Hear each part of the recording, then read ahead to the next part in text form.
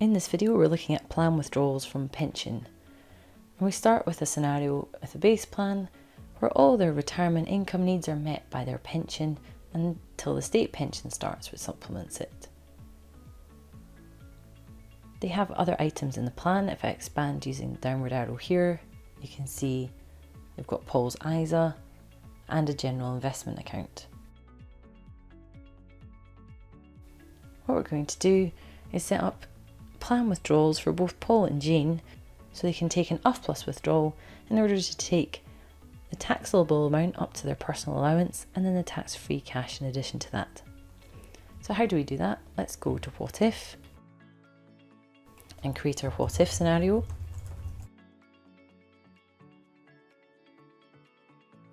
This copies the base plan and it means that anything I do in this what if scenario will just be in this scenario. What I'm going to do first is go to the plus button, bottom right in dashboard, planned withdrawals.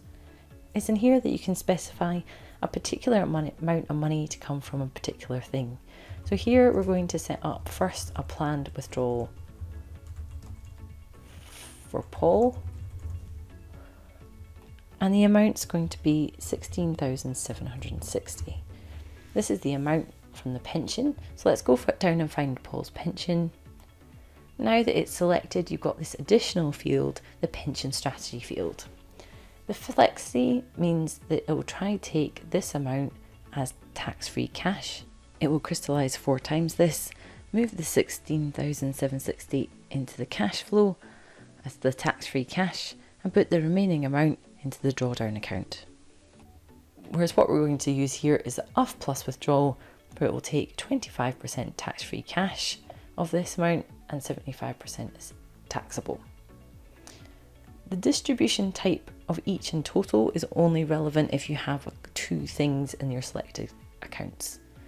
Each will mean it will take 16,000 from each one in the same year, whereas total will mean it will start with the top account, it will take the money from the top one every year until it runs out, and then in a future year it will start on the next one.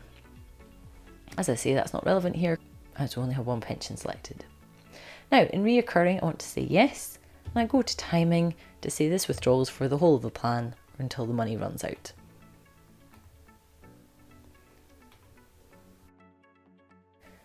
I do want to put in a step here. So within this timing screen for the whole of the plan, we're going to have a step down when Paul gets his state pension. Now I've already looked in year view to see approximately how much the state pension is going to be using up the personal allowance and therefore how much is left, and then grossed it up to get the gross amount and to include the tax-free cash, and that's the amount I'm going to put here in the step. It's going to be without inflation and it's around 6,500. If I go to timing, I then select Paul's state pension age. So click done here and done here. That's our first planned withdrawal setup. Let's now do one for Jane. So plus button, plan withdrawals, planned withdrawal for Jane. Again, it starts at the same amount. And I find Jane's pension. Here it is. Now, if you ever would like a reference for what's included in these fields, just click on anything with a dotted green underline and that will pop up the inline help window. If you can't see these dotted green underlines, go to the silhouette top right, click on preferences and then move inline help to yes. So that's Jane's planned withdrawal from her money purchase pension. If I would like to recur it, and again it will be for the whole of the plan, and I'm going to do a step at Jane's state pension age, this time of a slightly different amount, which is why I couldn't just set them up in the same planned withdrawal of 5,200. Now in timing, I select this.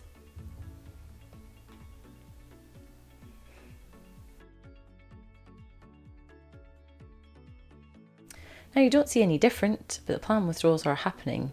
What we need to do now is change the liquidation order. So start in dashboard, down to the bottom, plan settings, and look at liquidation order. Tax deferred is the money purchase pensions and bonds, taxables, the unwrapped accounts, and tax-free ISAs. Now I'd like to move tax deferred down to the bottom. I'm happy to keep taxable first, and then tax-free, and then tax deferred. So what I'm looking for is the planned withdrawals to come out, but the money to meet the remainder of the retirement spending need is taken from unwrapped investments. When they run out, the ISAs. With the details on, we can now see the sliver of money coming out of the planned withdrawals, which steps down at each of the state pension ages because the state pension comes in, and then the rest of the money being made up by these savings and investments. If we go to year view by double clicking on the bar or top right year view, let's have a look at the details here. So we've got the 16,760 from each of their pensions. If I go to the pensions tab and click on the name of the pension, you can see in the details that it's got the tax-free lump sum amount and then the taxable lump sum amount, which is the 12,570 or the personal allowance in that year. So if I go to the taxes tab, here's the money coming into the plan in this line here, and that's the taxable income. So it's not the full 16 odd thousand that's in the taxable that takes off the tax-free cash. Through different years of the plan, if we look at the general investment account, you can see when that runs out, which is around age 73, and then it starts using the ISA for the rest of the plan. What we can do now is go to Let's See Compare Plans chart view, and we can look at the base plan and the planned withdrawals plan on the same screen. So if I go to the taxes chart, you see there's now a very different taxes profile. And if we go to the assets chart, take the details off, you can see the difference in the value of the assets at the end of the plan. You can also go to the legacy screen to see what assets are left inside the estate at the end of the plan. So what did we do in this video? We were in the dashboard. We've set up 2 planned withdrawals for each of the people in the plan, stepped them down at state pension age when the state pension started, and then changed the liquidation order so that the money used to meet the difference between the need and the amount being taken out was coming from a different place.